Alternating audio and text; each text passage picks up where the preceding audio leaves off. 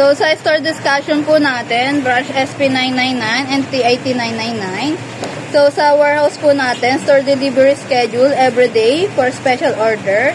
Sa slow moving item, meron po tayong keychain. Inventory niya po is 2022. Sa store stock niya po is Felix and sa Uyo. Then, 11 ounce magic mag. Meron tayong inventory na 660. Sa Felix and sa Uyo din po siya. Sa crystal plaque, meron tayong 1,305 sa Felix. Sa MDF bag mag, meron tayong 2,595 na inventory. Then, sa stock niya po sa Felix. So, sa website po natin, meron po tayong new page na dinagyang 2026 shirt collection. Then, sa new update for Sabri Central, meron tayong new banner collection. Then, sa new website, meron tayo sa website ng Sinulog Festival Collection.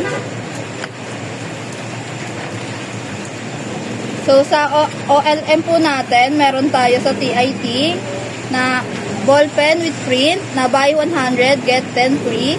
Then, sa glass plaque with print, buy 5, get 1 free. Sa coffee travel mug with print, buy 10, get 1 free. Sa treasury po natin, meron po tayong refund. Cancel order po siya. So, yung nangyari po dito, nag-cancel yung customer kasi reseller po siya. Then, to avoid, confirm the customer order regardless if they are direct or reseller. I learned that taking orders, especially from reseller, are canceled po. So, sa MIS po natin, mayroon po tayong topic na customer. So, ang changes nyo po is updated for city district. So, sa HR po natin, mayroon po tayong workshop.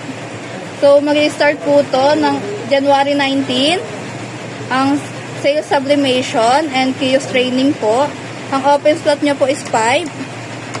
So, store attendee po natin ay 14 and 6.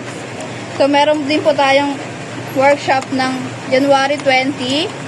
Basic Sabli Digitizing and Basic Business Solution. Meron pa po tayong open slot na 5. So, meron din tayong workshop sa 21. Customer Complaint. Ang open slot is 5. So, sa January 23 din po, meron din po tayong kiosk training. Ang open slot niya po is 5. So, ayun lang po.